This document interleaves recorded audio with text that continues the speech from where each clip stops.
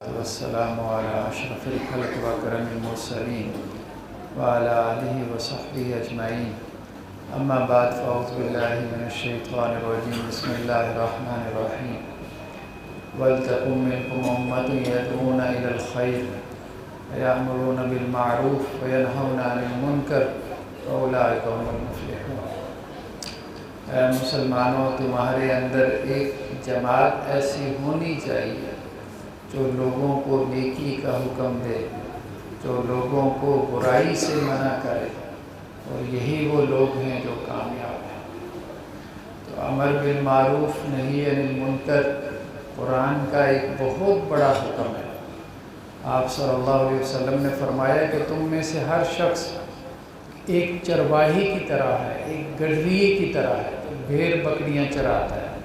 جس طرح گڈریا جو ہے وہ اپنی بھیڑ بکریوں کو بھیڑیوں سے بچاتا ہے، تو اسی طرح تمہیں بھی اپنے گھر والوں کو، اپنے ساتھیوں کو، اپنے دوستوں کو، اپنے محلے والوں کو شیطان لائن سے بچانا ہے، اور اس کے لیے دعوت اور تبلیغ کا کام کرنا ہے۔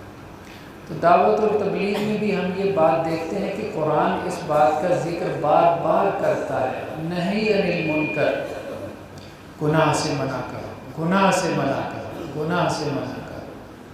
اللہ سبحانہ وتعالیٰ نے ایک جگہ یہود کے بارے میں فرمایا، لعن الذین کفروا من بنی اسرائیل علی لسان داؤد و عیسیٰ بن مریم۔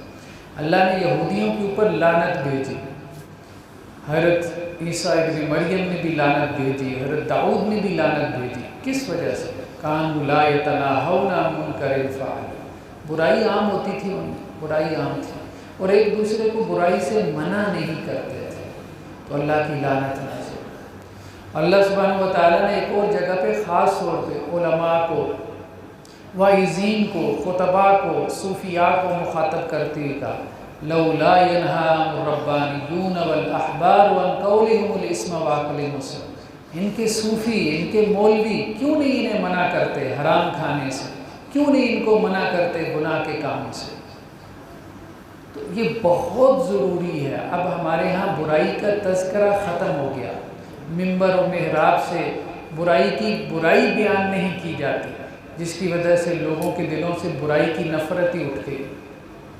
آپ صلی اللہ علیہ وسلم فرمایا کہ پچھلی قوموں میں کیا ہوتا تھا کہ ایک شخص دوسرے کو دیکھتا تھا کہ وہ فلاں برائی میں مبتلا ہے، حرام کام کر رہا ہے، اس کو کہتا تھا یار یہ نہ کر، دوسرے دن خود اس کے ساتھ دسترخوان کے بیٹھا کھانا کھا رہا ہوتا تھا، یہاں تک کہ اللہ سبحانہ وتعالیٰ نے اس پوری قوم کے اوپر جو ہے وہ لعنت بھیجی۔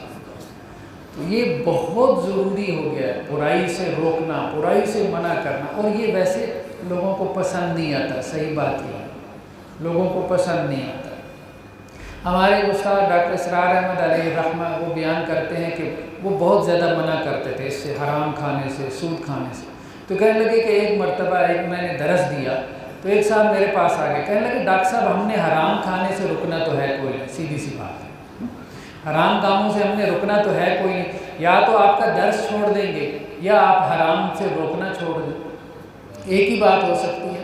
تو بس باتیں بتایا کریں، یہ کر لو، وہ کر لو، اس کے پڑھنے کا اتنا ثواب ہے، اس کے پڑھنے کا اتنا ثواب ہے، بس یہ باتیں درس میں بیان کریں۔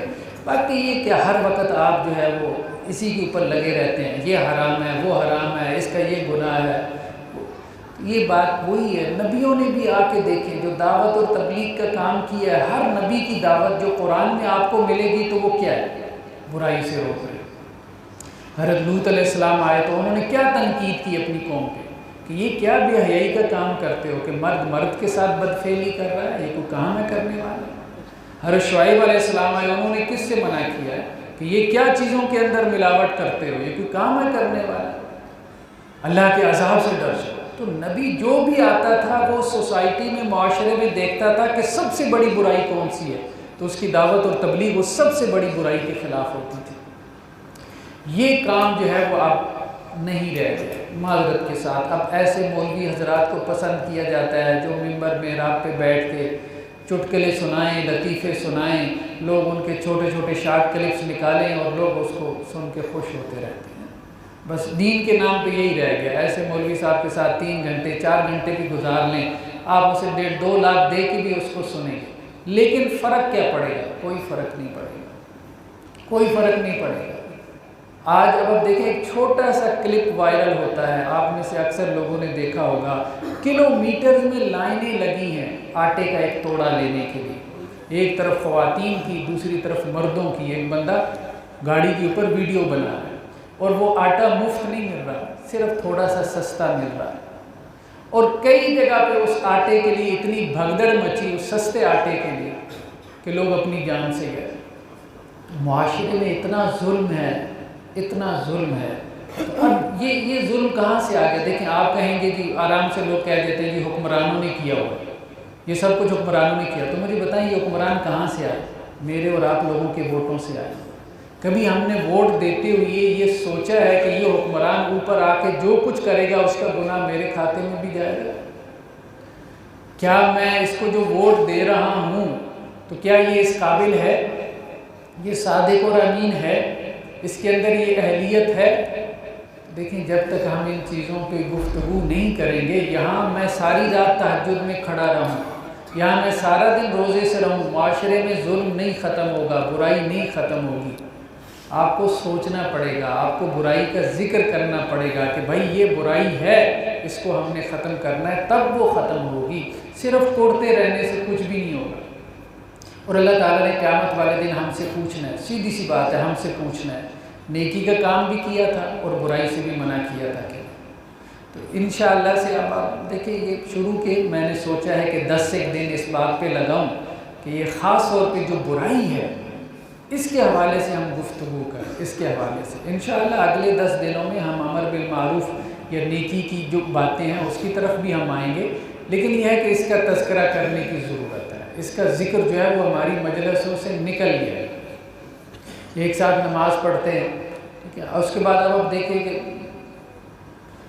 اپنے ایسے دوستوں کی محفل میں بیٹھے ہیں جو شراب بھی پی رہے ہیں، ہم ان کو منع بھی نہیں کر رہے، ایسی شادیوں کی محفلوں میں شریک ہو رہے ہیں جہاں شراب پی جا رہی ہے، آپ کی رشتہ داری ہے۔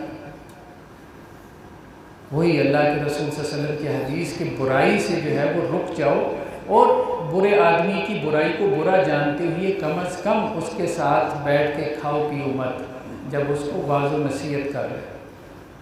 اور اللہ کے رسول صلی اللہ علیہ وسلم کی ایک اور حدیث ہے، آپ صلی اللہ علیہ وسلم نے فرمایا قیامت والے دن ایک شخص جہنم میں ڈالا جائے گا، اس کی انتڑیاں باہر نکل آئیں گی، وہ اپنی انتڑیوں کے گرد چکر لگائے گا، جیسے گدھا جو ہے وہ چکی کے گرد چکر لگاتا ہے، تو لوگ اس کو کہیں گے کہ تجھے کیا ہو گیا، تو مولوی تھا، تو ہمیں سمجھاتا تھا منبر محراب کے اوپر بیٹھ کے، تو وہ کہے گا کہ میں لوگوں کو منع کرتا تھا لیکن خود وہی کام کرتا تھا۔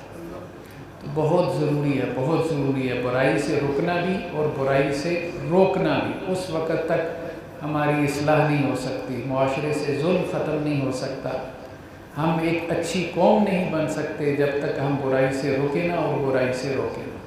تو اللہ سے دعا ہے اللہ تعالیٰ ہمیں عمل کی توفیق نصیب فرمائے۔